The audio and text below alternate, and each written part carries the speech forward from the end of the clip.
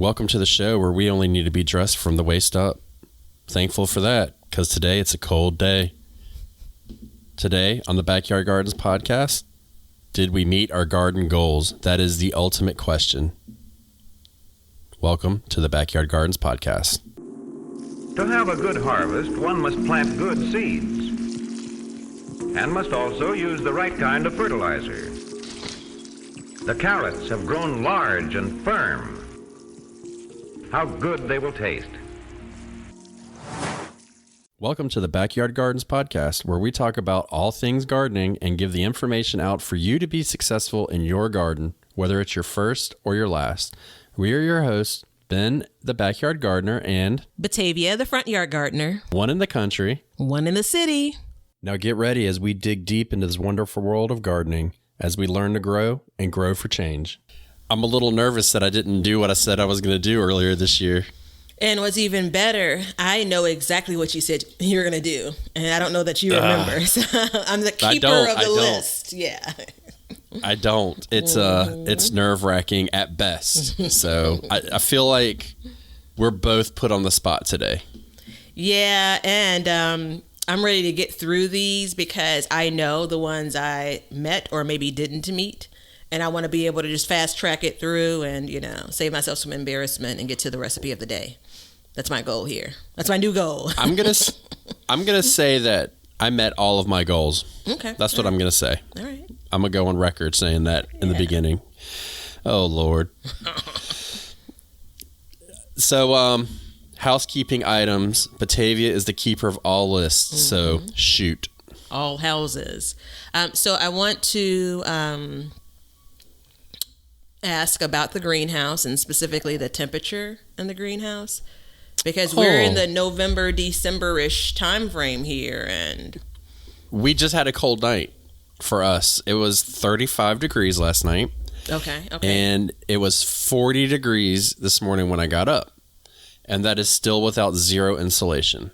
Okay. So I'm pretty happy with that. 5 degrees for me is a big deal. Mm-hmm, mm-hmm. So a little bit of insulation could go a long way, but I'm holding off as long as possible, basically because I'm cheap. But I don't need my cheapness to hinder my growth. Oh, yeah, that is a thing. So 5 degrees is the difference between freezing and not. So that's significant. For sure. Yeah. Yeah, that is significant. And when last week we had that we had some rain. It's like some heavy rain, and I went out there in wind, and I was standing in there and I could see, like, it didn't get wet in there, but there was definitely drips, mm-hmm. which was good because that's a good indication of where the leaks are. Mm-hmm, mm-hmm. For heat to get out and stuff like that. So and the other issue that I have is I've said many times, like, I'll just go out and close the door early and trap the heat in. Mm-hmm. Well, the vent is on an automatic cylinder. Okay. So it goes up and down. So when the temperature gets hot to a certain degree, it opens up automatically. Mm-hmm, mm-hmm. Well, that's really good in the summertime, but in the winter, it might hinder me because I can't trap the majority of that heat in. Yeah. So it seems to me that the vent closes when it gets to about 60. So like if it got 80 degrees yesterday and I was like, I'm going to trap the heat in, it quickly dropped to 60, but then it slowed down. Mm-hmm, mm-hmm. More incremental. So it's just So 35, how much colder do you guys typically get? Well, I mean, we'll get into the 20s at times. I mean, we definitely get cold weather, but it's hit or miss. Yeah. So like usually what it is we'll get into the 20s and then, we'll do that for a couple of days and then we'll get up into the 30s, right around freezing at night. Mm-hmm, mm-hmm. And then we'll get back down. So it'll go up and down, which is why I really wanted, I didn't feel like I needed to venture into like an uber fancy greenhouse because we have that fluctuation and we have those warm days. So it's all about on the cold nights, just making it through that night. Okay. Yeah, so I've been doing a little bit of research, not necessarily for your greenhouse, but it benefits it. And there's some cold hardy vegetables that aren't like freeze hardy, you know, but it gets around 26-ish is the place where things start to turn, 26 degrees Fahrenheit. So even if you guys get into the 20s, you could potentially still hover over that 26-ish degree mark in the greenhouse. So, yeah. So in full disclosure, I am running, I have a project coming up soon where I'm going to run water out to my garden. I'm going to put a faucet out there. But at the same time, since I have to dig a trench, I'm also going to run power to my shed. Ah, okay. Because it's like, all I got to do is buy the wire at that point. It's not really that much more. So I will have an option to run a space heater in there if needed. But my intention is not to heat it so I can grow things outside of its range. My intention is on a bad night, give it a little help. Yeah. That's my intention. Yeah. So, you know, I wouldn't run power out there, and I've never really wanted power out to my shed, but I'm like, hell, if I'm going to dig a damn 18-inch trench out there to lay water pipe, then I'm going to do electricity too. So, okay. I'll be able to charge my phone while I'm out there working. This is one of my favorite things. I did kind of an Oprah, you know, these are your favorite things last year for some friends of mine, where I gave them like my 4 or 5 favorite things, and this was one of them. And it's filthy because I carry it in my garden apron often because I'm charging my phone when I'm out in the garden. So yeah, there's that. That's why you get a black one. Done. Oh yeah, but you know, come on, black only looks good when it's in this. I'm pointing to. Somebody's got some backyard garden swag on. I'm telling you, I'm actually sitting in my backyard garden. I relocated my office to the backyard just to be true to the show. So she's totally lying. Yeah, well.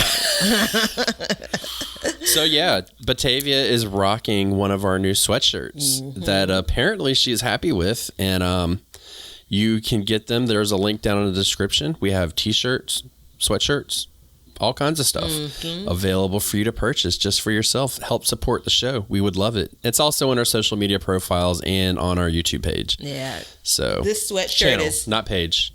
Okay, I think they get it though. It's super cozy. Like the inside of it is that warm and fuzzy material, and it feels really good. So much so where I needed to get a blanket to put over my legs because I feel like, you know, like I don't want to move now. I'm all warm and cuddly and cozy. Yeah.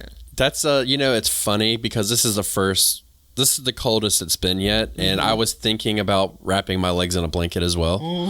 So I'm actually rocking my pajama bottoms right now because I didn't feel, because it's going to and this is the thing, it's going to be 70 degrees today. Yeah. So I don't get pants on. You know, I don't wear long pants. Yeah. You know, I just walk around naked all the time. I don't wear long pants until it stays cool during the day, you know? Yeah, I get it. So my housekeeping item, still no socks at the time of this recording. But I have transitioned into winter boots. So I am barefoot in those boots, but I had to cover my ankles at this point. This past weekend, it was a little bit nippy. Was it? Yeah, what was the temperature? I don't know, like probably in the lower 30s. And as a high? As a high, yeah. And so I went to the farmer's market. It's the last couple of days of the farmer's market, and they're doing total social distancing. So when you're out and moving, you don't necessarily feel the temperature, but when you have to stand and wait for, you know, in the apple line, that temperature grabs a hold of you. So it's not that windy yet, which is good. We go to Cub Scouts with my son every week. We have to go to every meeting, and they're doing it in a church parking lot, and they don't want to go inside because then you have to sanitize everything. So they're just meeting outside. Yeah. So when we go, I can't stand still. I have to pace in the parking lot. Yeah. And I think the other day we paced, we walked. It's a fairly long parking lot, but we did 5,000 steps within that hour, just kind of walking back and forth. You know, because if I stand still, I get cold. Yeah, for sure. So yeah. All right, so I'm not hardy like you. Well, I'm folding that into a compliment. I like it. Batavia is hardy. Yeah, hardy Batavia. Yeah. Yeah. I'm totally not. I'm like, that lettuce that gives you the idea that, it could stand the cold temps, but you come out and then it's all wilted. That's me. Yeah. So Yeah. the facade is hardy. Oh, I got one other housekeeping item. Amazon Prime. Check out Portrait of a Santa. Oh, yeah. Just for you for Christmas. Watch it. Share it with your friends. Touching guy. Love him. You'll never look at Christmas the same again. I promise you. Yeah. I've also transitioned into my fall coffee mugs as well. So this one isn't necessarily fall themed. Cheers. But it is kind of a deep red color. And this makes me think it's okay that it's cold. So I never drink out of this in the summer. So here we are. So what are you drinking? This is just coffee. Coffee cream sugar. You grew it? No. There's no way I could turn that into... I collected the rainwater that I used for the coffee. I totally did, but... I'm drinking a mint peach tea. Ah, is that your mint? It is my mint. Is it the one that you grew in that bag? Yep. It's the one I grew in the bag, yeah. Nicely done. Yeah, and actually, it's funny you brought that up because I haven't really used too much of it, and it kind of got out of hand, so I've got to really go out there and, handle it, trim it up and get it out of the ground just before it spreads. But we were filming, spoiler alert, an episode for a Backyard Kitchen, and we were cooking a dish, and I was like, I don't know, man. I was like, something, and we eat it all the time. But I was like, it's just missing something. So I called cut. We stopped cut rolling for a minute, and I was like, I got it. So we started rolling again, and I was like, let's go out there and get some different herbs out of the garden and just do a test and see what would go good with it. And damn it, the mint was fire for the recipe that we were doing. Yeah, it turned out really good. It was a little awkward because the show's not really set up like that to do it. But I was like, I'm just going to grab a camera. We're going to go pull it out. But the mint, we grabbed a couple different herbs. We grabbed mint, 2 different kinds of mint, basil and cilantro. Oh, you guys still and tried it. So your basil hasn't bolted? No, I replanted basil in the fall. Okay. So, but now that it's starting to get cool, I don't know. You know what I mean? It kind of is what it is, and the cilantro is holding on. I mean, it bolted and then I trimmed it and it's coming back. So it likes to be cool. Yeah. So I actually, cilantro is one of the things that my timing has continually been bad on. Cilantro and dill over the course of these garden seasons, because I've been trying to grow up for the last 3 or 4 years. So I'll get, a slew of it and then it's like, nope, gone. So I have some plans about it for next year. Let me ask you a question. When you think of cilantro, what type of food do you think of? Mexican style food. Okay, good. You're on par. So then when you think about Mexican food, what do you think about climate and growing it? I think hot. That's the reason why I'm surprised that... Exactly. Yeah. That's why I had a hard time with cilantro for the longest time, too. Because when I think of cilantro, I mean, it's in Thai food, Japanese-ish, a lot of South Asian, Mexican. Those climates are all warm. But it's like a staple, right? Yeah. So it's very confusing to me. Not just not a dried herb, but fresh, right? No. Yeah, it's very confusing to me. I don't understand. I mean, I could do some research if I really cared, but let's be honest, I don't. But it's cool weather. Yeah. And I stumbled on my words, so carry on. I saw it. I was confident that you were going to bring it back in, as I just stuttered through all of that. We'll have a sneeze right here. I have a sneeze here again. Right. God bless you in advance. I'm focusing on getting it out this time. Oh, yeah. So is that it for housekeeping? I think so. Oh, and the winners have been announced for the seed giveaway, so congratulations. Congratulations. And we will be running another one soon. I thought it should have been me. That's an old Vesta song. She sings it, she's sung it beautifully, but yeah. Yeah, I don't ever win anything, so I'm like the unluckiest person ever. So many people think that. You're lucky in so many ways. I am, but when it comes to winning something, my whole family, it's like a curse we have. So, Yeah. anyways, so what's on the docket for today? Well, this is a either favorite moment or a fatal moment. So we're looking back and trying to figure out what we said we were going to do and if we actually did it. So we set some, I'm going to say in part lofty. We set some big ass goals. Yeah.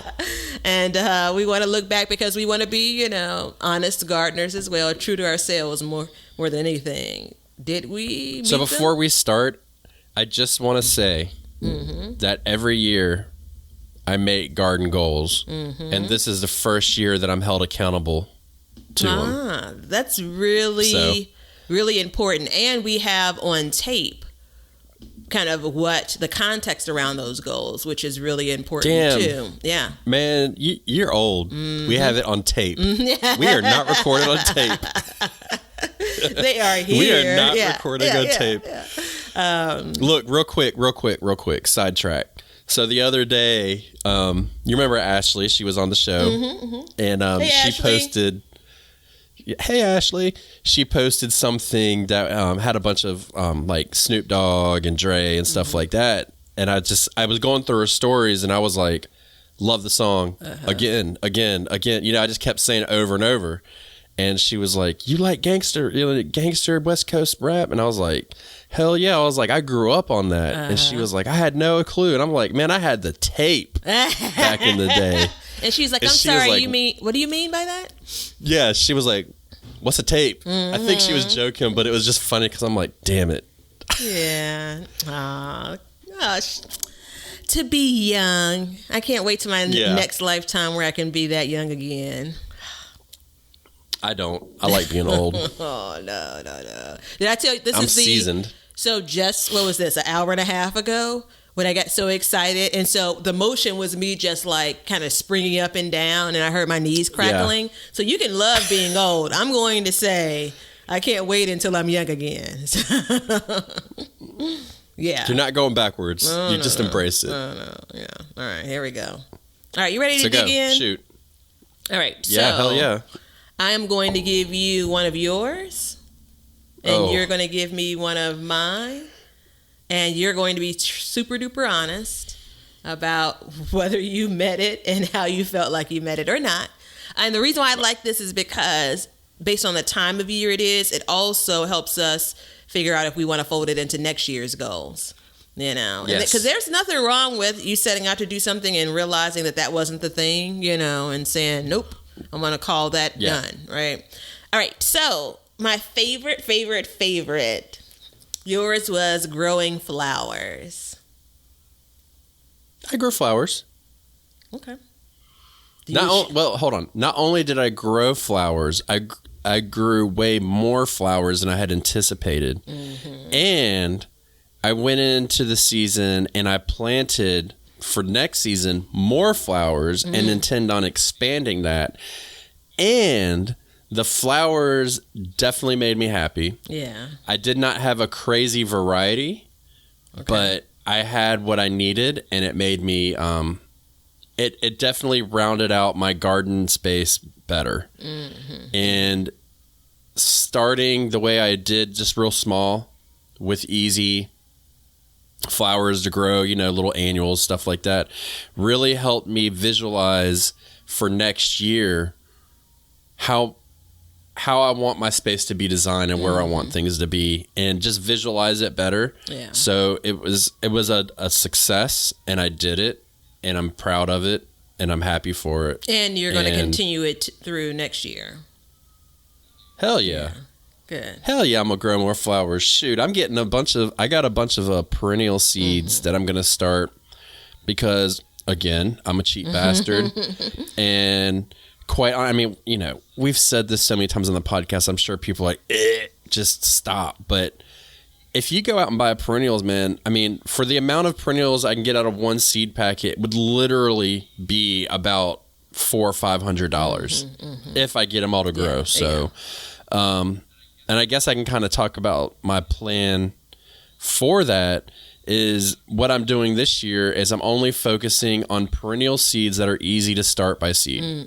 That's my focus. I don't care about anything fancy. I'm looking for success. I'm looking for lower stress, and I'm looking for coverage. Yeah.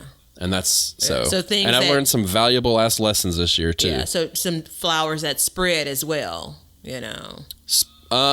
within reason, yes. I'm looking for what was the flower reseeding flowers. Yeah, what was the flower that the petunias maybe that went wild and you were just like, enough? Oh yeah, God almighty. What was it? It was the I don't remember the petunias. I'll never get them again. Yeah. When I see the name of them, it was like Wave. Whatever it was. Was it Wave?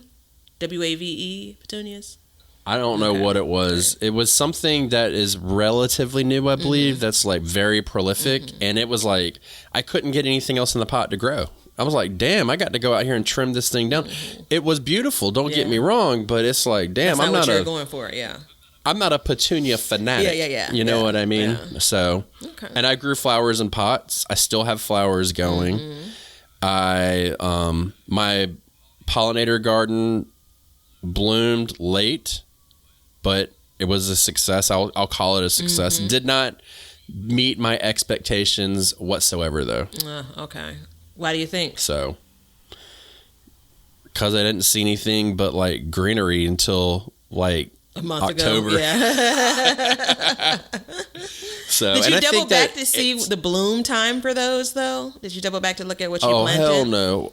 Hell no. I just threw seeds out there and, I had weed problems in that bed and stuff like that. So, but that stuff will all fix itself in time. It's just, it's a slower process. And, if I went out there and I weeded it and I mulched it and I put fabric down and, tried to make it like a really nice bed, of course, but then I wouldn't really get the whole idea of like a pollinator garden that just kind of seeds and takes care of itself. So that's that. All right. I'm happy. You didn't talk a lot about it over the course of the year. As we look back on like the recent episodes, you've mentioned flowers a bit more. So yeah, I was kind of wondering how things were going with it. Yeah. Well, let's put it this way. I just planted 500 flower bulbs. Okay. So, okay. Didn't you you were planting flower bulbs? Was it early summer that didn't do much? Late spring. They were summer flowering bulbs to be planted in spring, and I planted them too late. And now my fingers are crossed that they will come back. So the way that we have everything designed now is kind of like huge spring in the front, and then we have like a little patch of summer. Okay. So, and I don't know if it's going to work, so we just kind of have to wait and see. But they're like the ones in the front, they're bearded irises, and I think they're naturalizing, which means that they will, naturalizing means that they'll grow and then they'll kind of spread. Okay. So that's kind of my thing is I'm like, what spreads? Then moving forward, what can I split and move around? So that's my thing, because I'm like, shit, if I just grow it for a couple of years, then I get twice as much and more spots. And then you can also build like a cohesiveness around your space. So. Okay. Not bad. Yeah, I didn't know. I dropped the flower mic. I don't know if you did that, but I didn't know how committed you were when we talked about this, because we talked about these goals back in like March, April-ish, right? Yeah. So that would have been just around the start of spring, so I'm pleased. I'm loving that you did all these It's on you for not bringing it up. Yeah. Oh, it's on me? Okay. It's on you. All right. It ain't my fault. I mean, damn, I'm one man. I can't do it. I can't remember everything. The idea that it's on me to bring up what's going on in your garden and for your goals. I mean, we could go with that. Sure. All right. So I think you got one for me. Batavia, did you start seeds indoors? Oh, come on. Have I talked about anything besides that? The word that I would use is obsession. Yeah, so I was looking back at the date. So yes, I did start seeds indoors. I was looking back at the dates to try to figure out like had I started seeds already when I set this goal. I can't remember for sure. But I for sure started seeds back in March through all the way through May indoors. And if you remember, once I was done, I thought I was done. And someone convinced me here on the podcast to start more seeds indoors. And it is probably the thing that I'm looking forward to the most in the first half of next year is starting seeds again. So yeah, that was, how many years would I talk about? Like I was thinking about doing it and hadn't done it. It had been years, and I finally got to set up. And one of the things that I wanted to do was to be able to kind of expand the types of food that I grew. So beyond what transplants I could buy, at the big box stores or the nurseries. And I did that. I don't think I grew anything exotic necessarily, but I have been able to parlay some of those things into dishes that I wouldn't normally eat or try, which is pretty cool. And that's an important thing to say right there. Absolutely it is. That's so important. Absolutely it is. And one thing that I made a note of kind of roughly, I think I said something like, because I did listen to this recently, like 85 to 90% is what I wanted to start indoors, start from seed. And I'm going to say I hit that target. For flowers, maybe not so much because I bought a lot of flowers. I gave in to temptation. I bought a lot of flowers from the store this season. But vegetables, keep me honest. Obviously, I bought things like seed potatoes. But for the other plants, I bought cabbage and collard green plants. Those were the only things in my garden that I purchased that I didn't either direct sow or started, indoors and then transplanted out. So that is like night and day from 2020 compared to like 2019 and for sure previous garden season. So that's probably that's my mic drop moment. Like I really pulled it off. And like you said, I was obsessed with it. And it, talk about like being cost effective compared to what I would have purchased and now what I'm turning it, that food into. So I'm uber pleased with that one. Think about it this way. How many tomato plants did you plant? Let's just focus on tomatoes. I think the number was 15 is what I ended up planting. 15. And that was what, one pack of seeds? Yeah, there are different types, but yeah, you could say the equivalent of one pack of seeds. Well, no. How many types did you grow? I think it's, let's see, green zebra, beef steak. What's the one? Roma that I did. Like 3 cherry tomatoes. So 6 different types. 6 different types at $18. Mm-hmm. Let's just say they're $3 a pack, right? You did 15 plants, and at my house they go for about $4 a plant. Mm-hmm. Yeah, that's about right. So. I don't have calculator handy and my head's not working.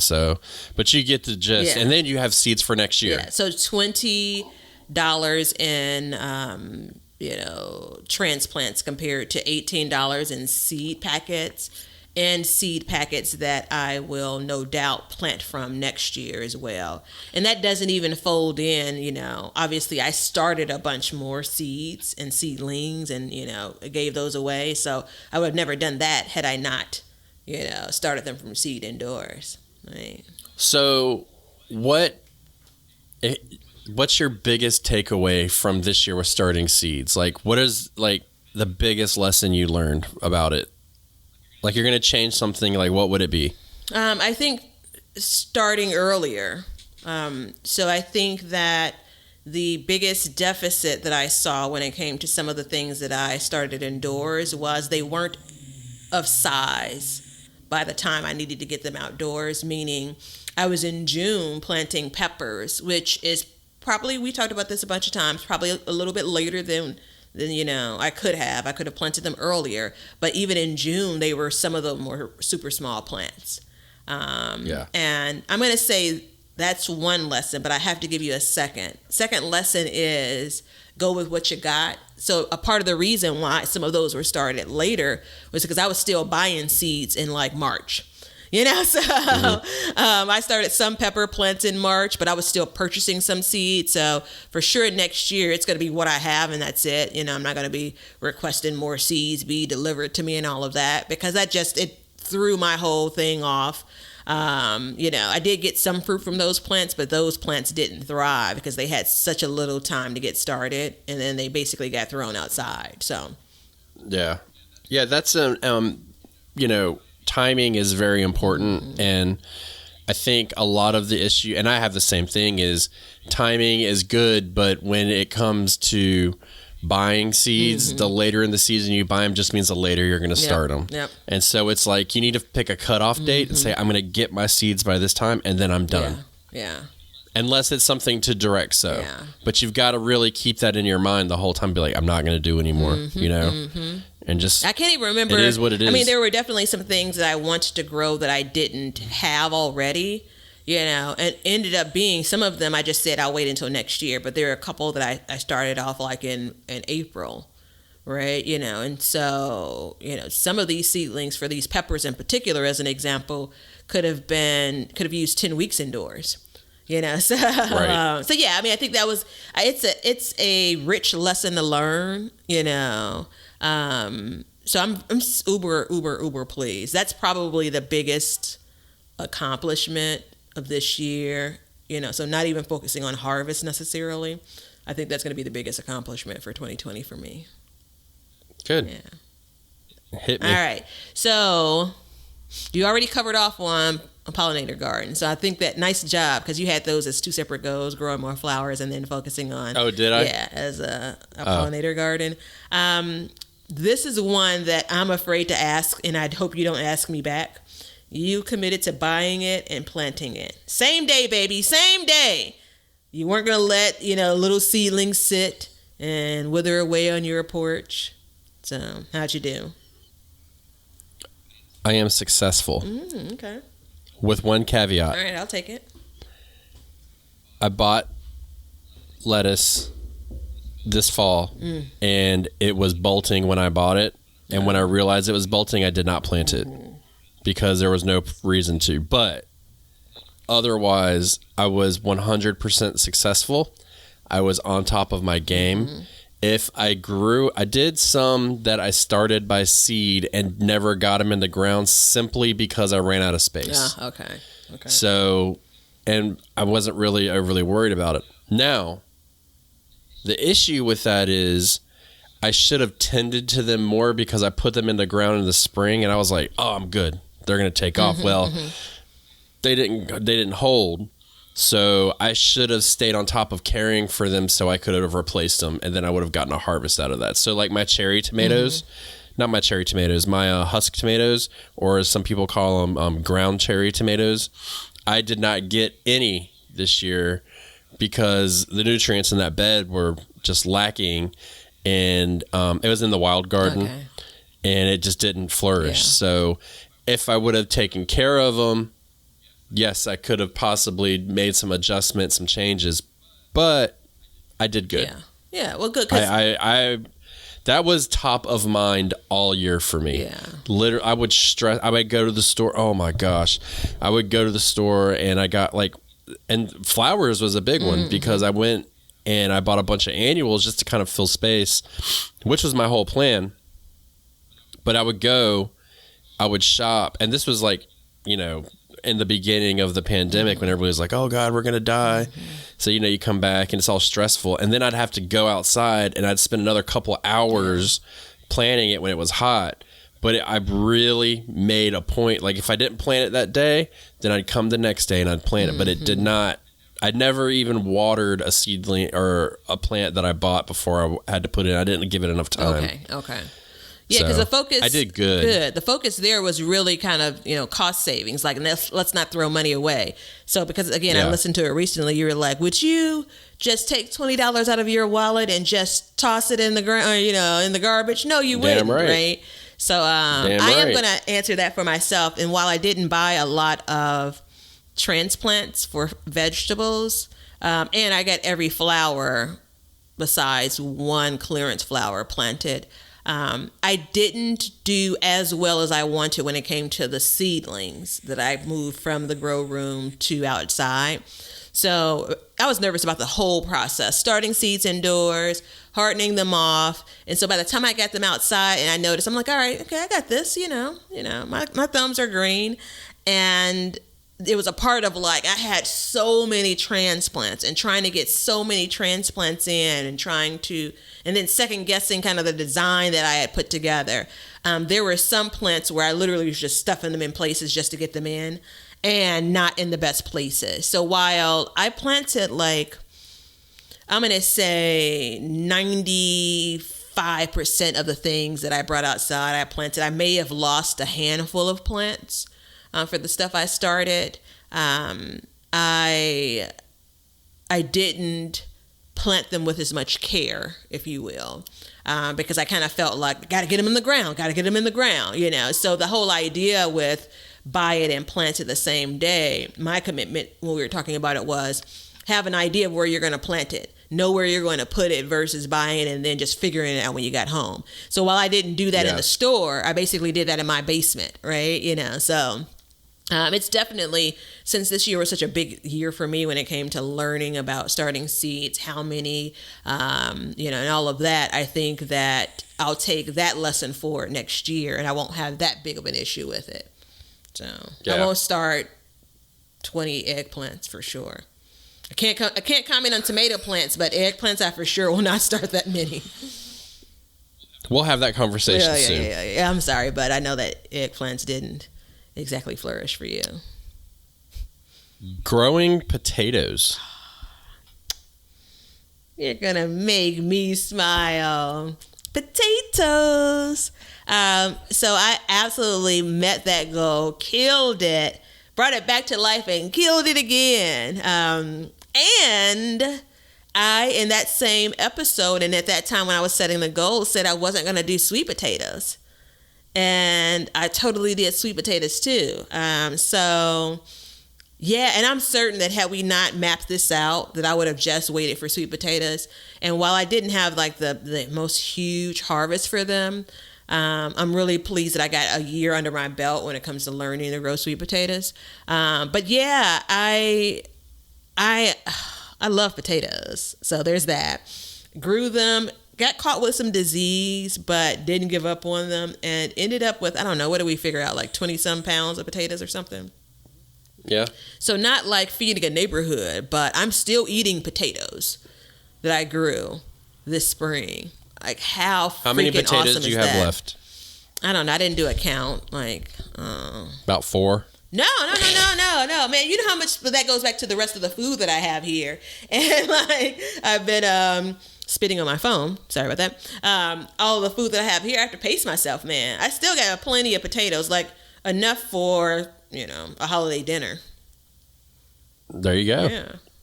So that's what matters. Yeah. So I think I was successful, and you were definitely dedicated to the potato. Yeah, it's definitely time to wrap those up though, because they're starting to sprout again. And we're so far off of like using them as seed potatoes. So you didn't talk about your potatoes much either. Yeah, because the whole season. Yeah, I didn't talk about them. You know why though? Because I wasn't confident that I was going to get any. So the plants did. Now you know why I didn't talk about flowers. Yeah, right? The plants were doing awesome for like the better part of spring and getting into early summer. And then in July-ish, they took a turn. I had the Colorado potato beetle that attacked. And so I didn't know what was under the soil. And, it fed directly into my fears around root vegetables, anything that's growing under the soil. And so I was just kind of like, if I start talking about it too much, I'm going to get myself wrapped up in the whole, you ain't going to have no potatoes, girl. So, so yeah, there's still some fears that I have and some uncertainties around it, but I'm glad I stuck with it. But you overcame it. Yeah, absolutely. Potatoes for all.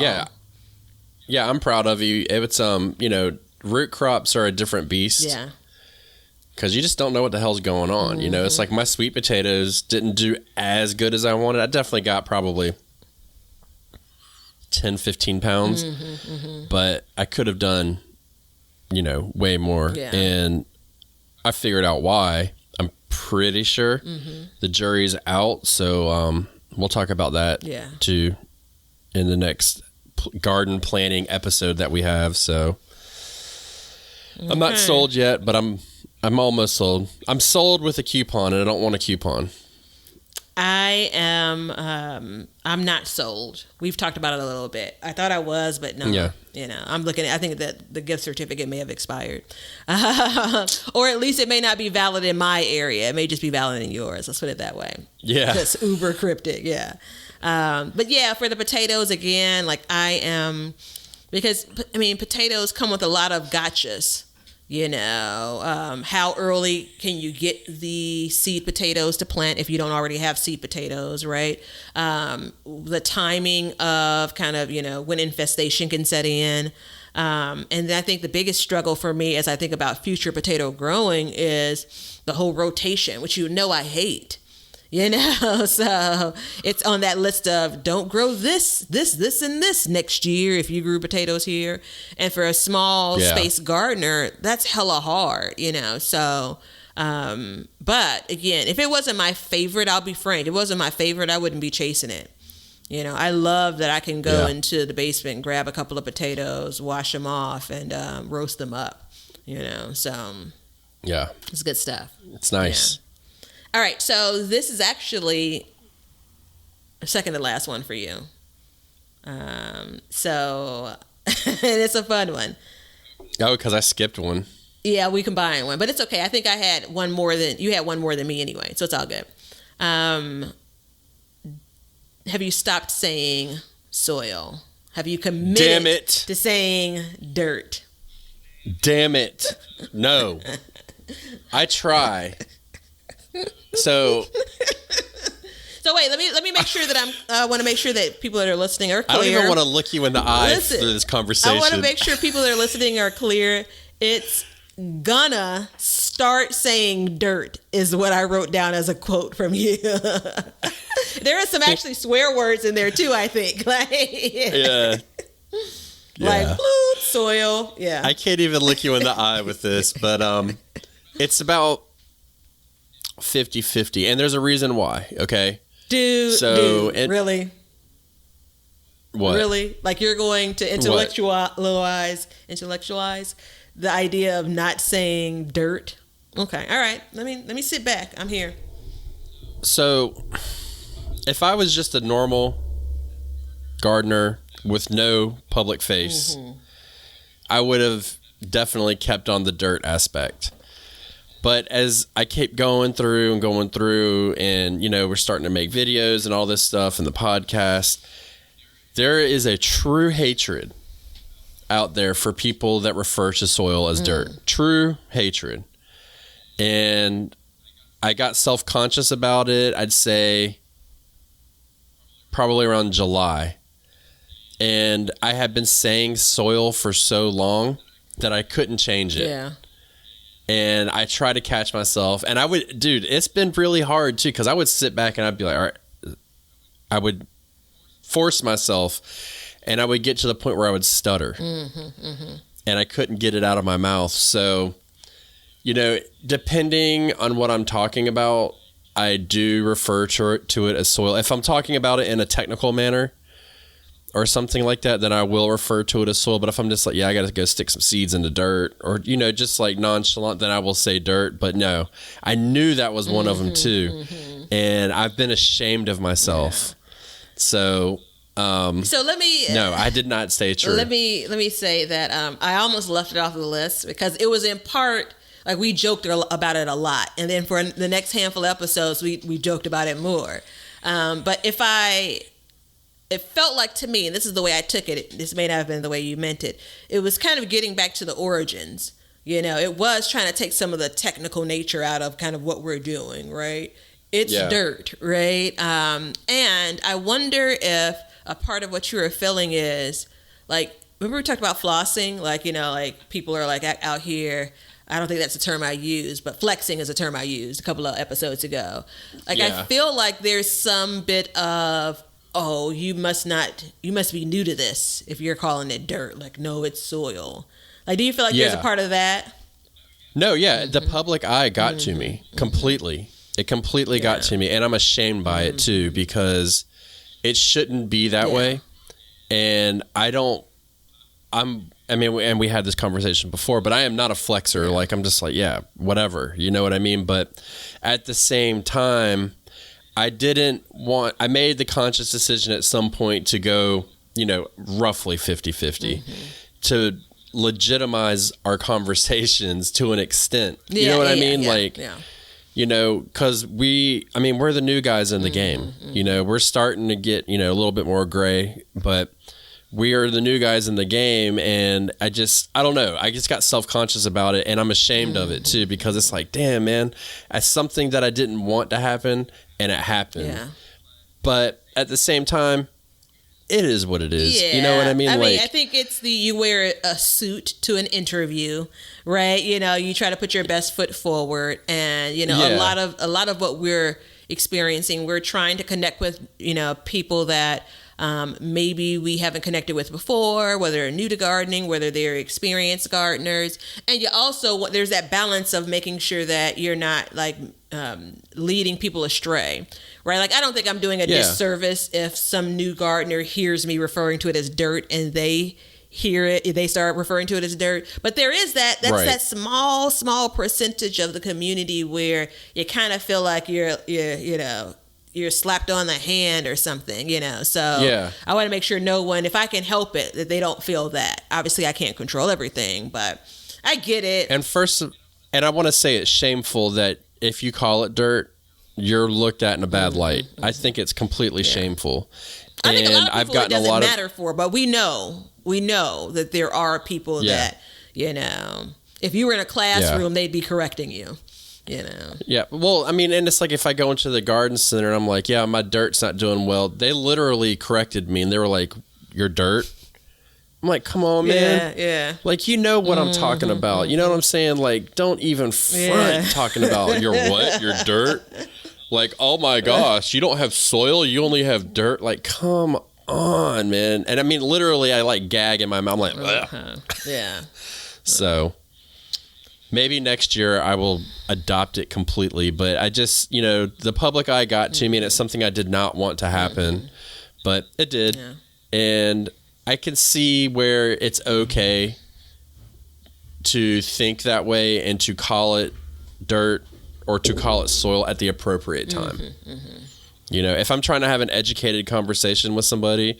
So when I lived in New England, I sound like I'm from the South, right? You hear my accent, right? I was consistently looked at like I was ignorant the entire time. I could have the most intelligent conversation ever, but I was consistently, because of my accent, looked at it like I was a dumb hillbilly. So I have always been conscious of that. And if I'm having a conversation about it where it's like, facts, this, that, and the other, then I'll say soil. Yeah. But otherwise, this shit's just dirt, son. And I think that, it may come across as like, are they really talking this much about using soil versus dirt? But I think it speaks to the bigger picture. It also ties into that social, gardening in a social media world, social media gardening, that episode. Like, again, if you haven't checked that one out, it's easy to fall into kind of some of those, those holes. Get it? Holes. Yeah. And I think that, this is a part of when you kind of take a step back in the air quote off season and you kind of think about what you want out of the garden next year. One of the things that you and I have talked about and you've coached me on, right, is the idea of the garden is first and foremost for you. Remember that? Because I'm only a couple of years into the social media aspect of gardening, right? And right. Talk about uber new. Like, what were we talking about? Like, I think I have another lens for my camera. And it's like, oh no, that's a lens cap. Why would I have a second lens cap? So I'm as new to all of this as anyone. And so it's very easy to get caught up with, you're spending more time filming things than you are actually doing the things. And so you really coached me on, just do it, man. If it comes natural, if you want to grab the camera, that's fine. But, don't make that the only reason why you're doing it. And I think that while we want to capture all of these things, we want to share all of these things, there are some pressures, if you will, that others can put on you and your garden, whether they're local, whether they're online. And I think that sometimes you see that display itself and starting to call it dirt, or starting to call it soil again. So, I look at next year and as I start to kind of etch out my goals and kind of what I want to do and where I want to do it. Things like this, conversations like this, making sure that we're staying true to what we really want to do are important. So, yeah, I get it. Yeah, I mean, it goes back to that last episode where, we both said that our gardens are for us, not anybody else. You know what I mean? And it is what it is when you come down to it. And I mean, I remember clearly having the conversation about you filming stuff that you were doing. And at some point we were borderline yelling at each other about it. But I mean, it's one of those things where like you get wrapped up in the moment, and then your 5-minute job becomes an hour job, and then you're like, I don't even want to do it. You begrudge it. Yeah, you know what I mean? Exactly. And it's not worth it. So, does that hinder me? Of course it does. I'm sure that there are people that want to see things happen, but for me, it's like, it's more important for me to get my garden going, and then I'll talk about it afterwards. So. All right. This isn't the Truman Show. Everything doesn't have a camera behind it. Remember that movie with Jim Carrey? Yeah. Well, it's getting that way fast. It's getting that way very fast. All right, Batavia. All right. So, after years of being nervous about it, did you start canning? Booyah! Dude, I was certain there wasn't a teary-eyed moment in this episode, but here it is. I absolutely did. 110% met this goal. So much so where I had to actually purchase a second rack to store the things that I'm canning. This is no different than the seeds and starting them indoors. This is a part of my nature, right? My tendency is to buy 3 of the thing just in case, right? So I've canned... Hoard. Yeah. Oh, yeah. Okay, sure. I think it's like something like 21 or 22 different types of canning recipes that I've used. I think that in some instances, like I have like 30 jars, pints of tomato sauce and diced tomatoes, right? Like so much so where now I have to reorganize my meals, like making sure that I use it, right? But what it's been really, it has extended the garden season for me, meaning it's allowed me to continue to work with the vegetables and have that garden spirit all the way up until November, and so like through November. And that was critical. It was a part of my desire and a part of the way that I think I was dealing with all that's going on in the world, all that's going on in my life. Like having that additional time with garden goodies has been great. And I have already started to crack open some of those jars. One of the things I had this morning, and this is kind of a cheat. So I did a green tomato relish, canned it. And I was kind of like, someone suggested it. I had seen it before, discounted it. Someone suggested it. I'm like, okay, fine. Because I had so many green tomatoes. And I eat relish. I eat relish 2 ways, on hot dogs and in tuna. That's it. I don't eat hot dogs or tuna that often. So there's that balance of like, I'm going to can this thing that I really don't even eat. So I ate it on a salmon croquette sandwich this morning. And it was perfect. So I said all of that to say I absolutely met the goal. It has empowered me, one, because I look at this winter and think about all of the goodness that I'll have it was made at my hands, right? Mm-hmm. 2, it also helps me shape what I want to do when it comes to what I'm going to grow and how much I'm going to grow. I feel like I should save this for a future moment.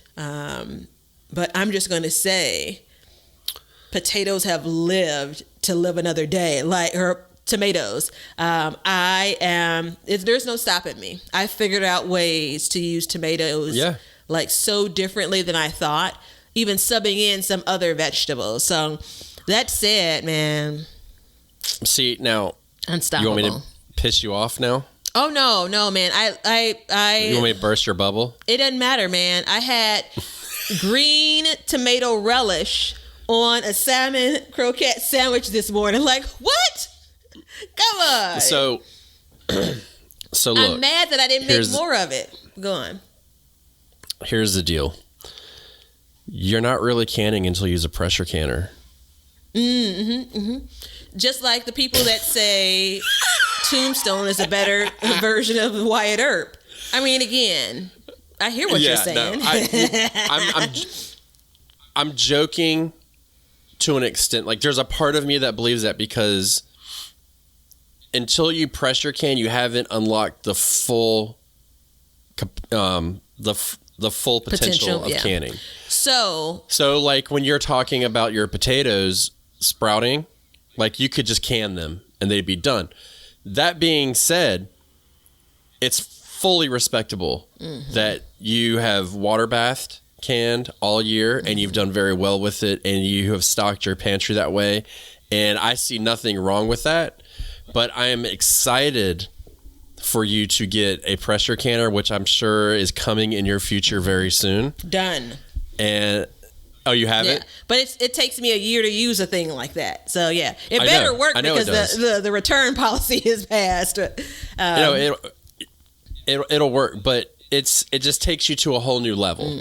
And so I'm excited to see where you go with that, because then you know, I mean, if you wanted, you could can meats and all kinds of stuff. So it's exciting. There's someone listening, somebody's listening. Like, did he just shit all over her moment that came with the bell? And you know, maybe you did, but listen. In all seriousness, I didn't. No. It's your intention and the way I took it are two different things. But in all seriousness, I have been going. Did you take it as me shitting on you? No, because this is the other side of the view of it. And we've talked about this a little bit. So I got hella condiments, man. You know, like the things that you can can with water bath canning clearly it's limited, right? You know, so I have the makings of meals, right? You know, but I don't have any kind of main courses, if you will, right? So but dude, that's fine. But I mean, no. So you can't take a little bit away from me, and then when I jump on board with you, you're like, no, it's fine that you have. You know. It's okay. Don't worry yourself over it. But part of the connection that I've made with canning is a part of my gardening over the years has been limited to what I think I would eat as far as volume, right? So people are like, oh, try this tomato and try this tomato. And this is going to sound obnoxious, but it's like, well, shit, if that tomato plant really does well, I'm going to grow, I think next year, Cherokee purple tomatoes. And I love the idea. Like, I read that there are 400 different types of tomatoes. I was doing the math, like at $2 a package for seeds, that's a lot of money in tomato seeds, but I want to grow all of them, right? Like that's how crazy I am about tomatoes and just the idea of them. But anyway, the idea of a purple tomato, it's like, what do you do with all of that, right? Once you get it. Right. And so while I don't have any recipes for purple tomatoes, the thought of canning allowing me, in both water bath and pressure canning, allowing me to preserve the food, and that allows me to be able to focus on eating some of these other things fresh, right? Like, I don't have to figure out what I'm going to do with all of this butternut squash, right? When I'm able to pressure can it, right? I can grow it freely and know that I have a year plus to eat it. You know what I'm saying? So I definitely am on board with you, and I just know the way my mind works, and it was a smart decision to focus on, you know, different ways and testing out different water bath canning recipes, because I've enjoyed like 99% of it. If I would have folded in kind of my apprehension about pressure canning, it would have changed my experience this year. So and I agree with that completely, because I mean, dude, it's not like I was just like one day like, all right, I'm gonna go ahead and start pressure canning today. You know, I 100%, just like you did. We started water bathing, and then once we made our jellies and, you know, we kind of did what we could. And the kicker for me was green beans, because I had so many green beans, and I couldn't, I mean, you know, we had a little 4-foot row, and we were getting so many green beans that we couldn't do anything with them, that's what made us take that next step. And you have to start small. You know, we've had this conversation 1,000 times, and I think water bathing there is nothing wrong with water bathing. I just think that once you talk about canning, you are definitely limited. You're not unlocking the full potential as far as other non-acidic vegetables that you have. And now that you've done this, you are going to be just like I did, and you're going to be more comfortable to try something else. Yeah. The only difference is the process of canning is different. And that's what you have to get comfortable with. Well, I think there are a couple of things. So I have, I've mentioned her and her mom on the podcast before. I'm a good friend, and her mother is like a master baker. And she does a lot of like jellies and things. And she may can other things, but if let's pretend for a moment that's all she cans. If she only cans that, then water bath canning is fine, right? It fits what she wants to do, right? And I think oftentimes we explore other things because we've kind of reached our max in an area. So I have so many things that I canned using the water bath canning method. I won't make every single one of those things again next year. Right. There's one recipe where I'm just like, gosh, I hate to be the one like, I didn't like this, but why don't you try it? But that's how I'm going to be. So there are going to be some things that I pull out of the list of things that I, really enjoy. And that's going to make room for the things that like next year will be the year of the carrot for me. The idea of canning potatoes alone makes me want to jump in there and do it. So I do think that you have to let it run its course, though. Last year when I did the candy jalapenos and, pickles, it wasn't like, oh, I've hit my limit. Now I need to explore more. No, I still had a whole world of things to experience. There's still tons of things when it comes to water bath canning even. So. Yeah. I mean, it's crazy. And, food preservation is food preservation no matter how you slice it. And I'm totally comfortable with that. Yeah. And I'm delighted that you enjoyed it so much. So, it's funny, like we made spaghetti sauce for years and years and years, and I hated the recipe. Hated it. And finally this year I told my wife, I was like, don't make that recipe anymore. Like, I don't want it. I was like, let's just can the tomato. Yep. And then I can make the sauce because I have an easy recipe for that, which I enjoy more. So I'm like, I do not make that anymore. Like every time we would eat it, I'd like choke it down. And everybody else is like, this is good. I'm like, so. Yeah. And I mean, I think there's a thing that, because I think for water bath canning, after doing it, a couple of dozen times now, it's not so much water bath canning, but it's actually the recipes, right? So it's not the actual act of putting the jar in the canner.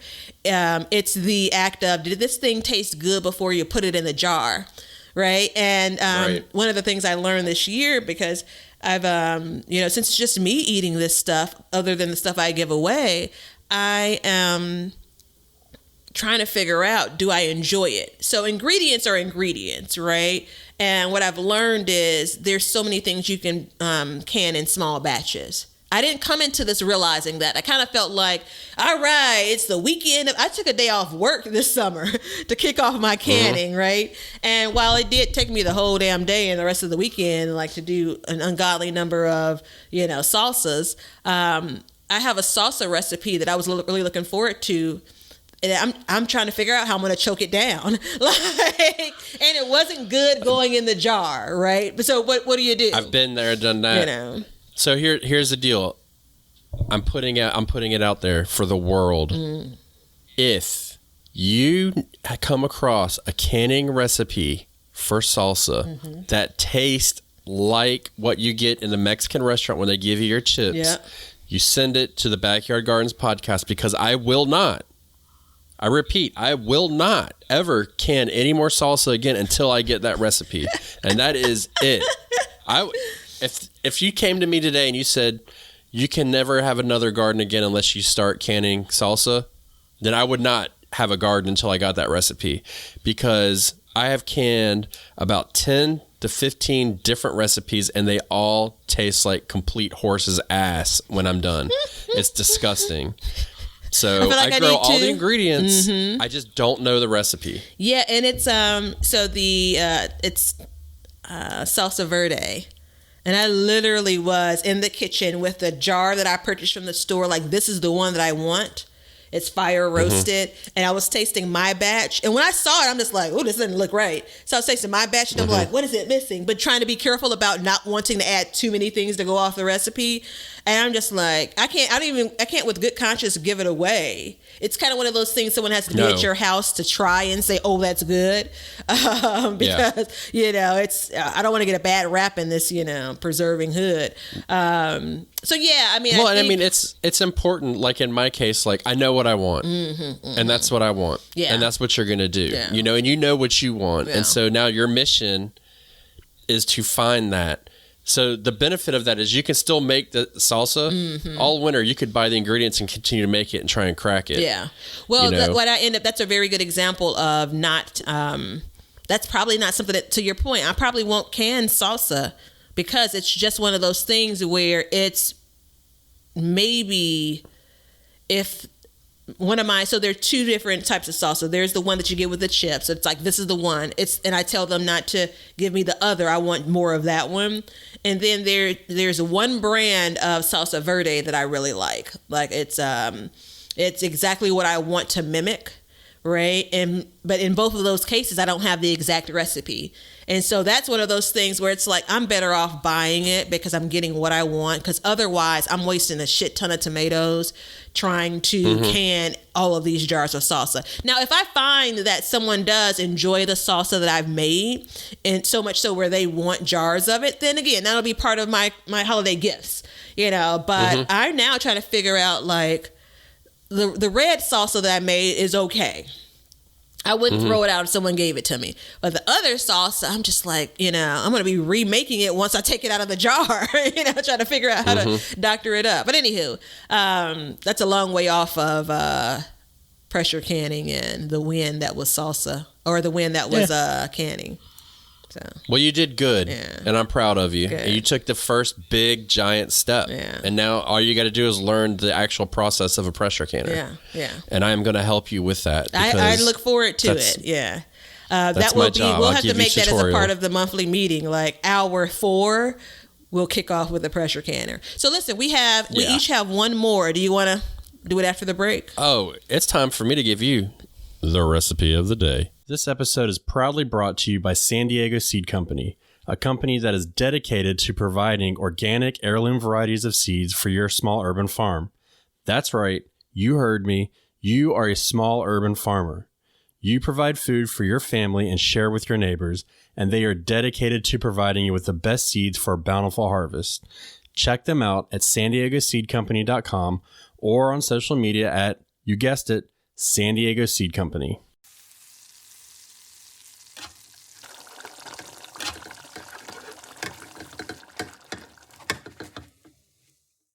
Batavia, I care about you, right? I do know this. You do know that. And I know that you grew 14,000 tomato plants this year and you canned a bunch of spaghetti sauce. And I'm going to give you my spaghetti sauce recipe that I use. Are you? I am. It is 100% garden fresh recipe. Wait, can I use all of the jars of tomato sauce that I canned and then make this recipe for spaghetti sauce? How about you just listen to the recipe and you'll know. All right, yeah. I have my notes. Right. So, if you were blessed enough to can your own tomatoes, just regular diced tomatoes, stewed tomatoes, whatever, feel free to use them. If not, then you're going to have to go to the store and buy them. I don't can this because it's so easy to make, but you probably could. So, what we're going to do is you're going to get a pot, okay? And you're going to cook it all in one pot. And you're going to take your garlic that you grew this year. And I take about 7 cloves of garlic. I like garlic. So adjust to taste. And you're going to dice it. And what I do is I put a little bit of olive oil into the pot. Okay? And I take the pot and I angle it so the oil pulls up in the corner of it. And I take my my garlic and I dice it, and then I put it in there and brown it. Okay? You're And putting so it in I'll just let the space where the oil has not pooled. in the oil. Okay. Right. And no, where the oil is pooled. Okay. Because you got to have the oil to brown it. Okay. That's like, unfortunately for us, that's just kind of how it is. Because we don't eat a lot of oil. So then what we do is once it gets nice and golden brown, we're actually going to pour that oil out. Just get rid of it. No more oil. And then you're going to take a can of diced tomatoes, stewed tomatoes, whatever you want. Generally, what we use is whole stewed tomatoes, and we put them into the pot. And then we bring it to a boil, and then we bring it down to a simmer. And at this point, we'll take, if you're using the whole tomatoes, you crush them and pop them. And we'll add a little bit of water. Just, you got to play with the thickness that you want. You know, you can use broth if you really want to give it a little bit of extra flavor. So then we put the top on and we simmer it. And then you're going to simmer it for about 15 minutes or so. And then what we do is, if you want it thicker, like I like mine thicker, I'll leave the top crack so that the steam can come out. And you just got to make sure, if you do this, not to burn it up. Yeah. So you're just going to continue to stir it, mix it up. And then you can put some oregano in it. You know, you can put some, bless you. Thank you. Some thyme, something like that in there, you know, during the cooking. And then what we're going to do at the end is, you have two options at this point. You can take and put basil leaves in. Who doesn't like basil? So we usually put about a quarter cup of basil in. And then if you really want, and this will take you out of a one pot situation, you can take and we'll put onions and mushrooms into another pan and kind of saute them, and then we'll mix it all together. And then you just continue to cook it for about another 5 minutes or so. Just let it simmer. You know, you might want to bring it back up to not a rolling boil, because at this point it'll be kind of thick. And then you just put it on, back on, let it simmer for about 5 minutes or so, and you've got spaghetti sauce. And it's so easy to make. It's so flavorful, and literally, except for the mushrooms, because I haven't mastered that yet, to be continued, we will, it's all from your garden, you know, technically. So it works out. If you don't do the mushrooms and onions, then, like, everybody grows tomatoes. Most people grow basil and then garlic. So, and then all the herbs, like if you have an herb garden, why not? So that's it. So easy. And it doesn't even seem like it would be good, and then it's delicious. And then what that does is, you can cook it down more and use that as a base for other dishes. So, like, we don't even eat spaghetti with it. We eat, you know, so because I care about you, I'll throw this in. So then what you can do... Wait. I'm not ready. Okay, I'm ready. We'll take potatoes and we'll dice them, and then we'll boil them. Okay, you're gonna cut them into about 1/2-inch cubes, and we're gonna boil them.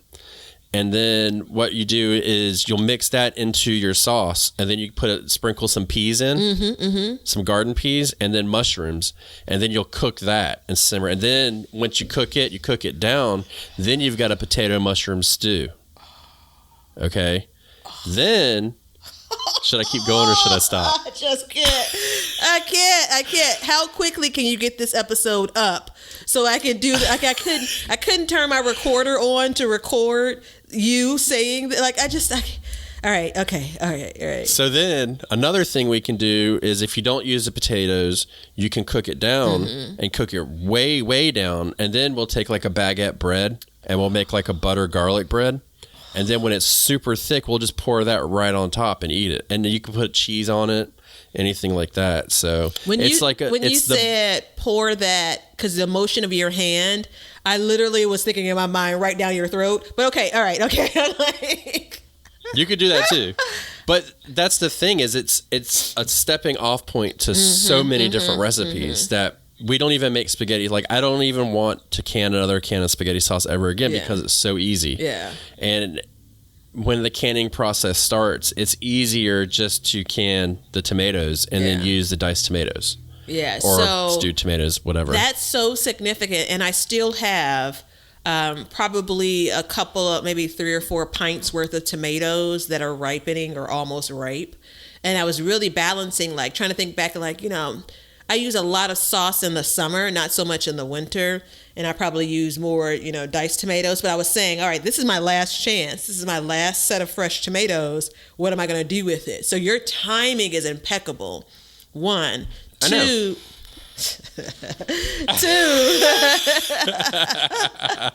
I have a super duper good recipe that I froze for like a pepper and tomato roasted sauce. But this is a little bit different. And I love the idea that I can take some of the tomatoes that I can, or even like you've made something very accessible, just even buying them at the store. So yeah, man. I mean, look, it costs, if you make that from the store, it'll cost you $2. You know what I mean? Yeah. Like, it's nothing. So, then there's, I mean, I could go on for days of the different ways that we use it, but that potato mushroom stew, that was the twofer. Yeah, you lost me a little bit at the peas, so I may not start with that, but the peas, it's not a lot of peas. Vegetable, yeah. It's just, if you get like a bag of frozen peas, or if you grew peas or something, just put a little bit in. It gives it a little bit more texture, and it'll give it that pop when you eat it. And it's, it's good. In addition to your timing and the idea of folding in the version that's a stew, if this ain't the time for stews, I don't know what is. And I was saying to myself, he is just ruining all of my I'm going to get slimmer next year plans, because clearly I have to try out all of those versions of that recipe. So. Well, hold on. You take the oil out. At this point, the sauce literally has like maybe 2 grams of fat in it. It has no sugar. Nothing like that. What's the potato to sauce ratio there? Because it's whatever you want. That's the thing. It's, and therein lies the problem. Yeah, well, see, because the sauce has so much flavor, I don't use a lot of potato. Like, for our family, we might use 4 potatoes.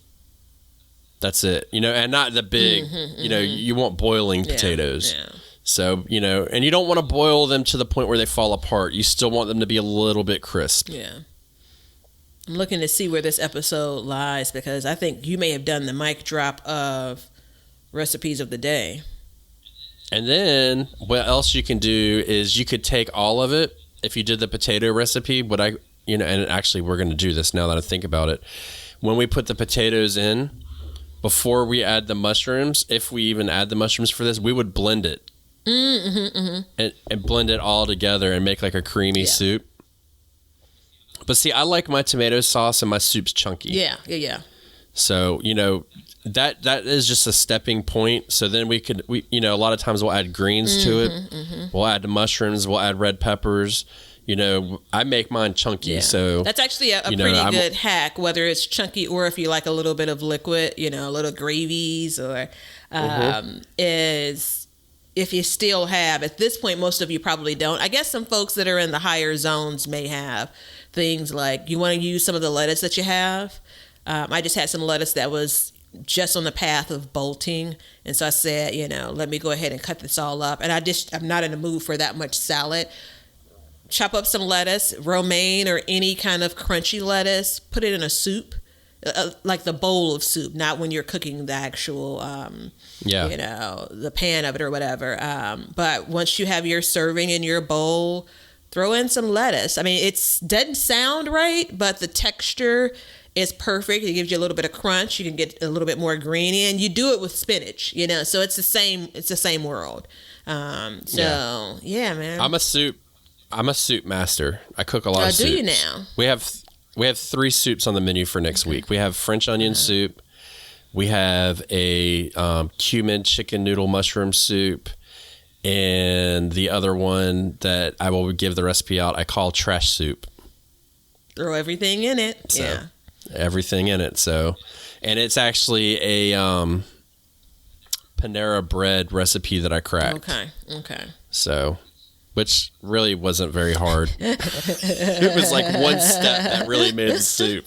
All right, I'll be looking forward to hearing about these more over the course of this winter. So, yeah. All right, whose turn is it? It's my turn because ask me. This is the one, and I know you remember it. I know that you know this is what's left.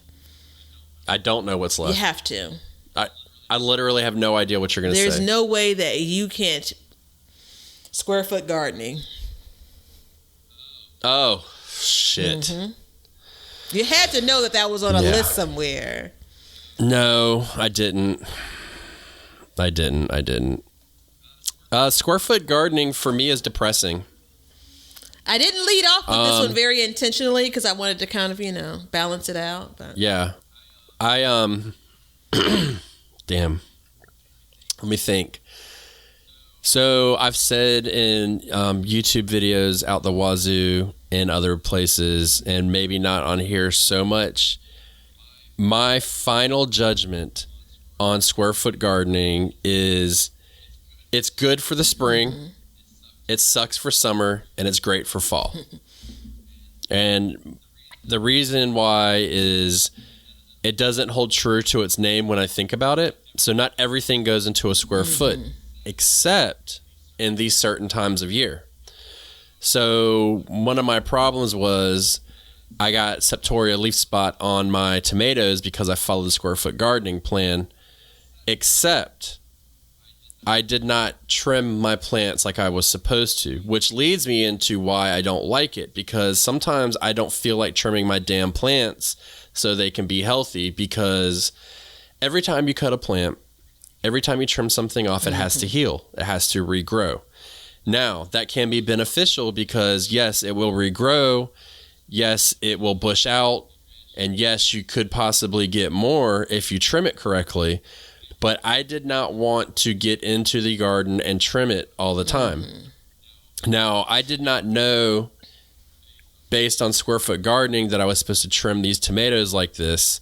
So when I looked at it, I was like, damn, I should trim this. They're getting kind of close. And I didn't. And then we had the hurricane and all that stuff would kind of, precipitated that it would be a disease would come about.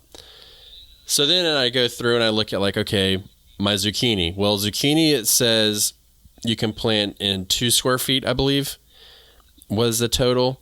One plant for 2 square feet. And that's just not true. Yeah. Zucchini can take up 5, 6, 7, 8, 9, 10 square feet. So therefore, I'm constantly going out and I'm trimming my zucchini, which I don't want to do. So now if you go to the spring, you can supposedly get, 4 romaine lettuce in 1 square foot. You can get 16 carrots. You can get da-da-da-da. It goes on and on. You can get 1 broccoli, 1 cauliflower, 1 cabbage. And some of those I agree with. If I do the broccoli at 1 square foot, yes, technically it'll fit, but they get so damn close it makes me uncomfortable because that's a breeding ground. When they start touching, that's a breeding ground for disease and pests to be transferred back and forth, weaker plants.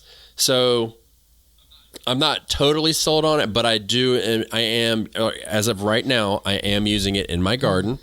I use it for Brussels sprouts, cabbage, which I'm not, again, I wasn't really thrilled with the cabbage. I believe 1.5 feet would be better, but that's okay. I'm using it for lettuce. Instead of putting 4, I put 3. No, I put 2.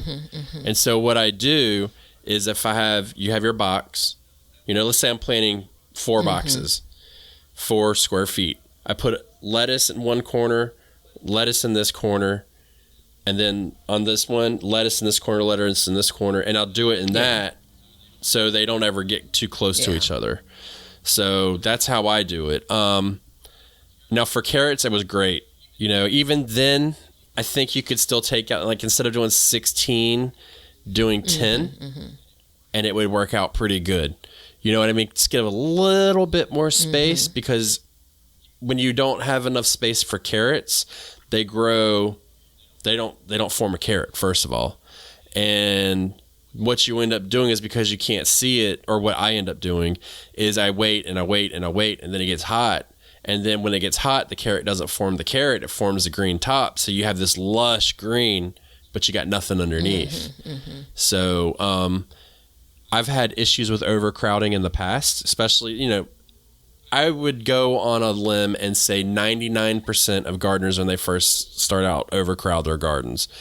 And I've had issues with that, which leads to low production, bad health, disease, and all that stuff. So I'm very cautious about it. So I did it. I will do it again in spring and fall, and I will hybrid do it in the summer, but I will not be hardcore with it. I don't like my things being that close. I don't like it. So, but yes, I did do it.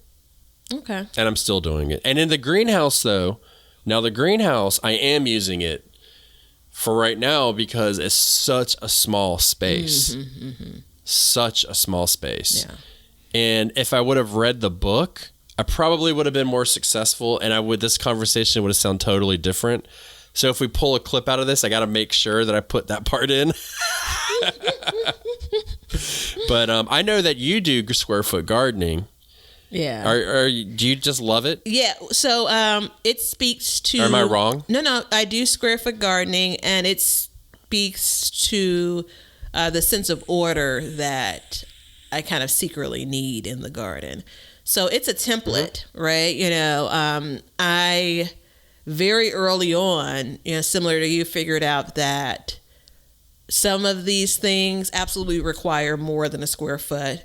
Even the things that, and they recommend using more than a square foot. And even the things they recommend that use a square foot, it's pushing it or it requires a bit of maintenance to do it. So I use the square foot garden grid, and then I adjust it based on my experience. So my collard greens, I think I did every 3 square feet, I planted a collard green plant. So I don't recall exactly what they recommend for those vegetables, but it allows 1 per square foot. Yeah, it allows me to be more considerate of my planting versus based on the beds, just kind of planting where I want to plant things. So I'm going to create for all of the grids that kind of get swept away with the winter this year or going into 2021, I'm going to create a grid for next year's garden and loosely plant in it just like I did this year.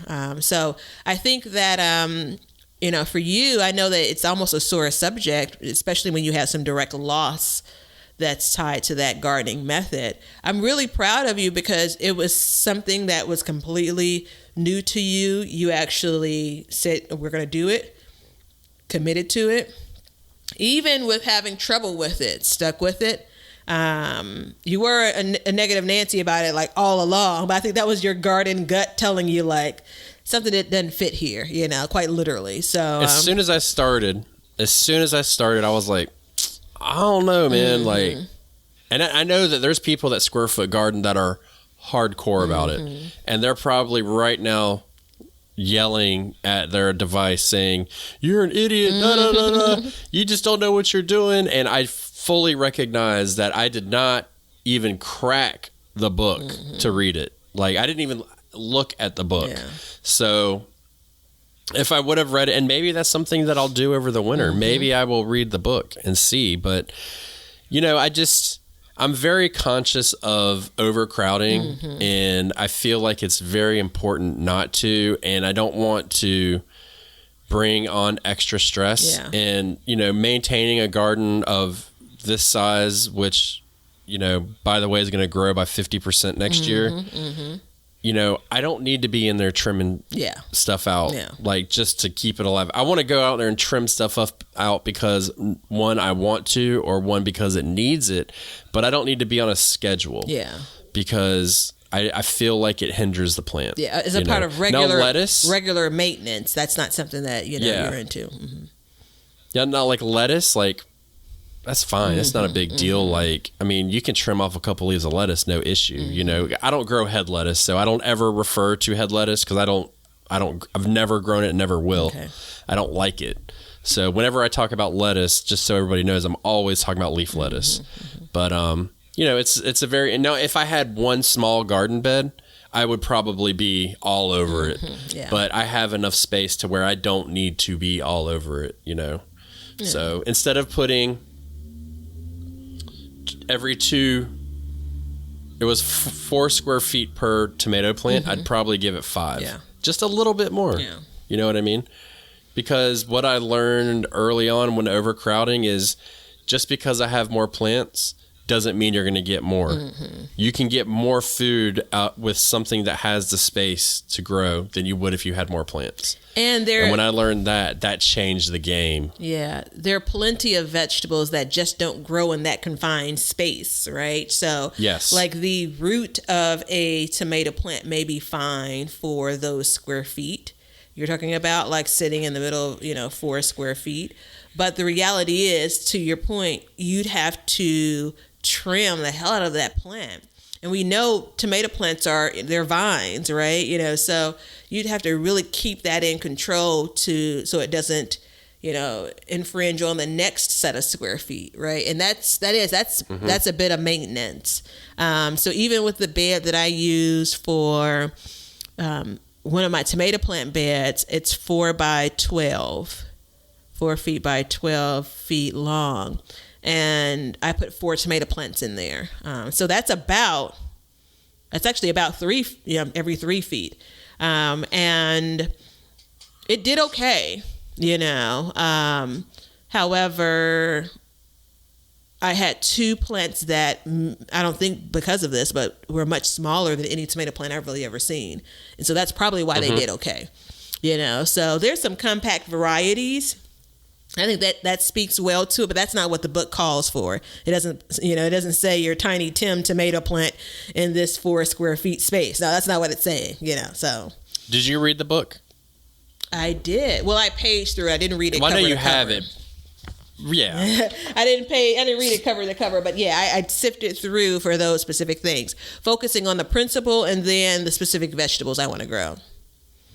Yeah. So it's a huge, it was an eye opener for me because, in the movie, I have this guy's interview and he talks about how he only does square foot gardening and he has, I can't remember the dimensions. It was a big garden.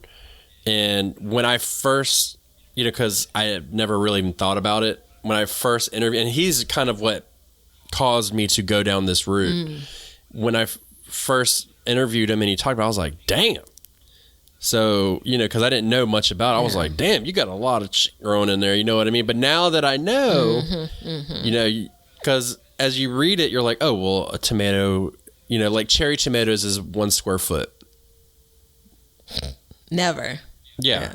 Exactly. So it's like, that's not true. Yeah. And I think you would just work yourself to death trimming stuff. Yeah. But what do I know?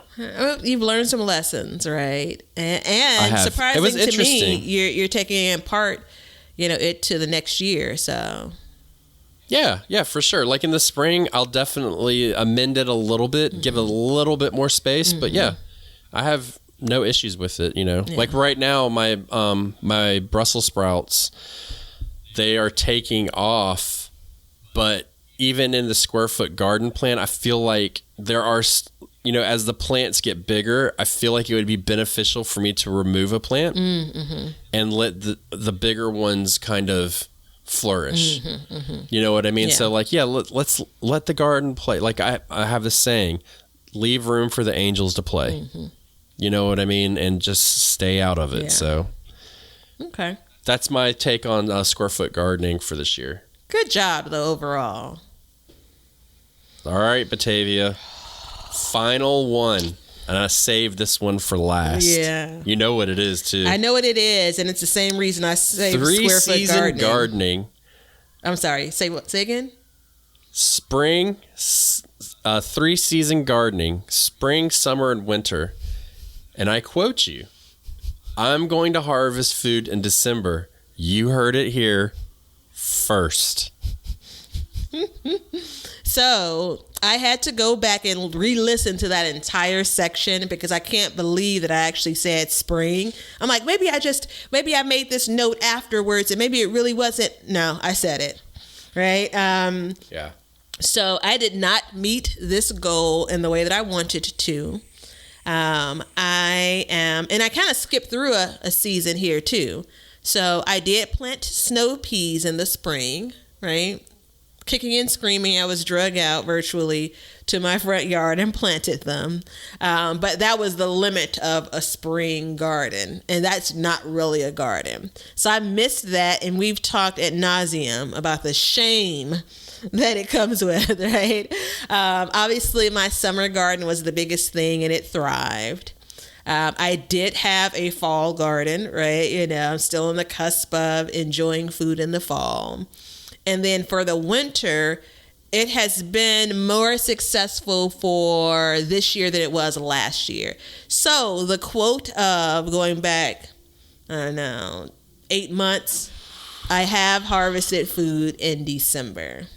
It ain't a meal, but it's food, right? So that is. What did you harvest in December? Collard greens. There you go. Yeah, man. There you go. It's a win. And what did you harvest in spring? Snow peas, the only thing I planted. Hey, look, nobody said you had to have a full-blown garden. Damn. Yeah. You know? Yeah. So, moving forward, is that going to change anything for 2021? So for 2021, and now you're dipping into a whole series of episodes, I am leaning towards spring. I know what I'm doing here. You know that, right? I'm a professional. I'm leaning towards spring, summer, fall. Versus that's the better way to do it. Yeah, versus trying to get into winter in Chicago. I think that the idea of fresh food and, you know, how my mind was limited, meaning your garden is going to produce fresh food, like that's what you're going to have. That's the reason why I was pushing the idea of having food, being able to harvest food out of the garden in the winter. It didn't occur to me how much food I could really grow in the spring, and I haven't done it yet. But again, we talked about this where the thing I'm trying to satisfy in the winter, I can get on the other side. I can get that in the spring. And so I could really have that spring, summer, and fall being the final part of my garden year, if you will. And then when I fold in kind of preserving food, that's going to take me through the winter where I'll have plenty to eat. You know, so the idea of eating some of the veggies that basically I'm starting to grow new in the fall, but I'm eating them from what I preserved in the spring is super exciting to me. Like, yeah. So I think that without some of the things that I did this year, I still would probably be hemming and hawing about a spring garden. Like, I've put a lot of focus on what spring is going to be. And to be quite frank, and I hate to say it, I just didn't buy that this food would grow in the spring. But it's crazy, isn't it? Yeah, I've been doing a lot of research, and I'm a believer now. And I just didn't believe it before. So it's like, why am I going to go out there, freeze, and, you know, try to plant something? You know what's fascinating to me? You're what, 10 years gardening? 12, 13. 12, 13? Okay. So you're what? An 11-year summer gardener. Oh, yeah. Only summer gardener, yeah. Mm-hmm. Only summer gardening, yeah. That's fascinating to me that you never took that step to go to the next level. Like the next, you know, cracking open another season or what have you. That's fascinating to me because for me, like off Jump Street, I was like, I got to get as much as I can. How am I going to do it? You know, and I mean, years and years of just like, no, it didn't work. Try again, earlier, you know, watching the weather. And I think if I was going to give you a tip, I would tell you to not listen to my dog bark in the background to start off with. But I think what I would say is don't focus solely on the dates that people give you, and watch the weather and use that as a judgment. You know, use a hybrid of the two because the weather is different all the time. And I think you're going to be successful. Yeah. Well, I thank you for that tip, and I'm going to tell you a part of the reason why there's been a decade plus of summer gardening. There are a couple of reasons. One, if you unconsciously are looking at what's in the garden centers, it's only in the garden centers in the summer. So in your mind, in my area, okay, this is when gardening happens. Think about the people that I know that have gardens in Chicago. They're summer gardeners, right? And then you think about the idea of, and all of that's made it in my mind that you grow food when the weather is warm. And so all of the food for so many years that I wanted to grow were summer crops, and it's all mingled in. Like, the reason why I wanted to grow summer crops is because that's what's in the stores. That's what you can buy. That's what everyone has experience with. I knew that things were growing in other places, but it's because they had a longer summer season. Like, I didn't understand the concept of cool weather vegetables for a long time. Right. It was years into gardening before I knew that was a thing. Clearly, I know that that cabbage that I eat was grown somewhere, but it didn't occur to me that it grew best in cooler weather. So once you start to kind of crack that nut and you realize, wait a minute.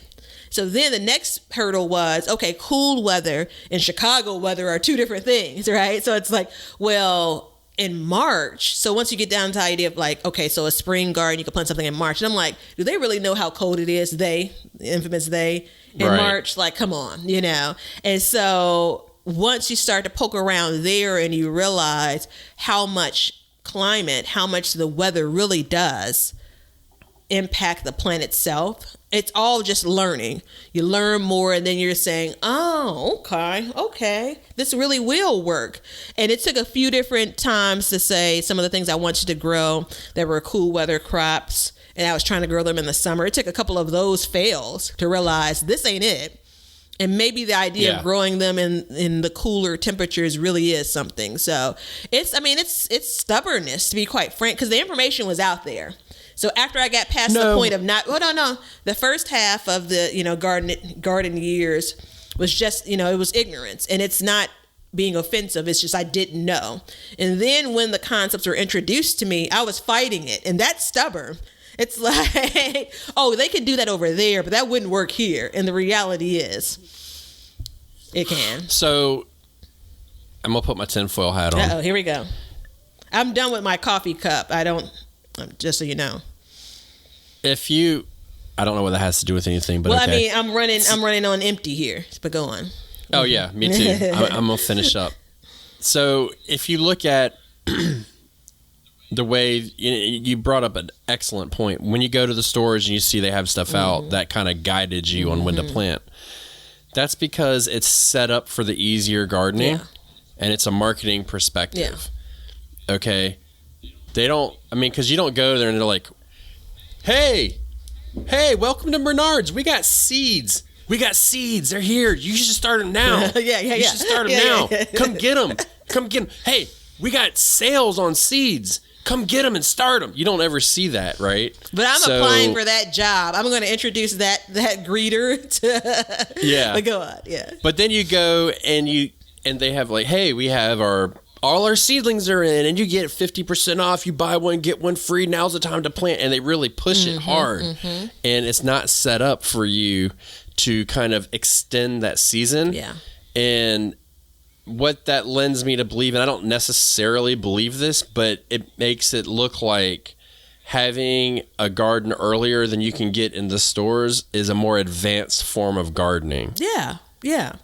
And I think it is a little bit more advanced, but I think it's an advanced form of thinking about gardening is what it is.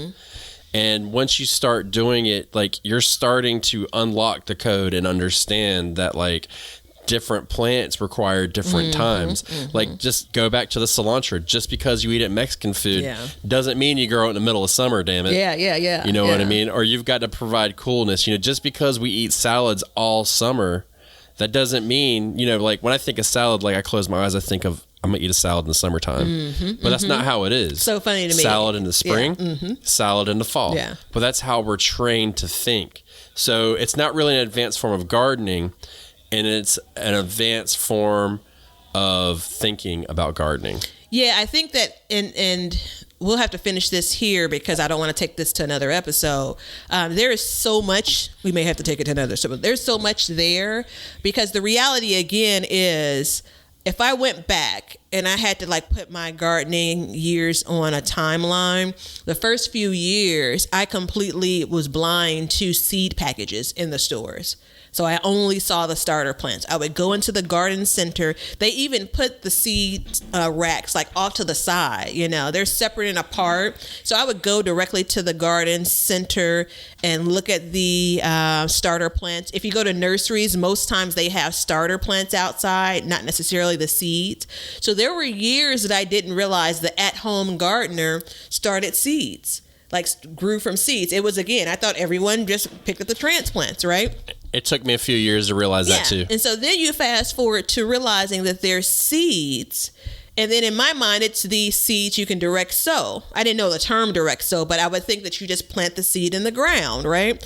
Not even realizing that there are people, a home gardener that has a set of lights or a windowsill in some cases, and they're starting some plants earlier, right? So again, it's, my favorite word, it's the progression, right? And so I think that there are a bunch of people that, right, may have been gardening as many years as I have and still have that same place of like, wait, everyone isn't buying transplants, And the flip of it, and the thing I love to see is there's some brand new gardeners that are like, but I bought this package of seeds, and I'm like, wow, you're growing seeds already? And it's like, it took me, I don't know, a whole, census, like a whole decade later, for me to figure that out. So, I mean, I think it's, again, it all happens in the time it needs to happen in. The idea of summer gardening, I'll be frank, even if I knew it, I may not have enjoyed 3-season gardening 6 years ago, 8 years ago. There may not have been time and space and interest in my life for it. And I'm glad that I took the path I did, because now I know, for example, I enjoy canning, right? So that lends itself to me growing more food. Meaning if I didn't enjoy canning, I would still be struggling with what the hell to do with all this food, right? I enjoy making things that I can give away, right? So all of these things had to come in time. I didn't have the time to dedicate to what we're doing now in the garden and garden space 5 years ago, right? So it's a good thing it didn't come across my mind. So, I mean, I think it all works itself out. I can truthfully say, when we recorded the episode and we were talking about spring, summer, winter, 3-season gardening, I was half committed to the spring side of that. I was still chasing the winter piece of it because I have been chasing that for a couple of years. Now I mean fall, not winter. No, I wrote down, You meant harvest in winter, but grow in fall. I did, yeah. That's what you meant. So we got to be clear about that. Yeah, good point. So I was still chasing that, right? And full honesty, within the last 30 days or so, it's finally clicked. Like, not only can I grow, like I figured that out over the course of this summer, like I can truly start plants in the spring, but I also can do it without being fully overwhelmed. Right. So that was like 80% of why I didn't pull the trigger earlier this spring. Right. Because I was in the throes of being overwhelmed. But now I feel like I have my hands around it enough. And we'll see, I guess, in about 3 months. Yeah. I have something to say that I'm going to hold back until another episode. Okay. And I'm going to finish this episode right now. And I'm going to ask you a question. And I want a 1-word answer from you. Okay. And it's either a yes or a no. Okay. No, maybe. Okay. No, we'll have to see. A yes or a no. Okay. In March, if the temperatures and the weather is like it is right now, would you put something in the ground? Yes. There we go. You heard it right here on the Backyard Gardens podcast. All right, everybody, check it out. Check us out on YouTube. Check us out everywhere. Help us out. Buy a shirt, sweatshirt, coffee cup, all that good stuff, just in time for Christmas. If you want some Christmas joy, check out the Portrait of a Santa Claus, available on Amazon Prime, filmed by yours truly. And we have some good stuff coming out on YouTube. We're doing, we have a compost series coming out. We have frost protection series coming out. I'm going to be starting back up the budget garden makeover soon, season 2. So I'm trying to formulate that now. And until next time, stay safe, wear a mask, and show some love. And remember our winter garden checklist? Take a break. It's that time. See ya. Thanks for listening and hanging out with us today. If you want to continue the conversation or just see what we've been up to, feel free to follow us on Instagram at Backyard Gardens TV. And we'd love to see your gardens and what you've been up to. So tag your photos with hashtag BYG Podcast, and we'll share them and help you out with whatever kind of issues you have. We love seeing what you guys are doing. And if you want to see some videos that we were producing, you can follow us on YouTube at Backyard Gardens TV. And we'll be posting clips and podcasts and recipes and vlogs and greenhouse stuff and all that good stuff, everything to keep your garden soul happy. So head on over to our social media pages and give us a like, a follow, and a subscribe. And until next time, learn to grow for change. And we're going to call this one a wrap. Now you know why people feel like celebrating at harvest time. All over the world, people have feasting and good times when the crops have been gathered in.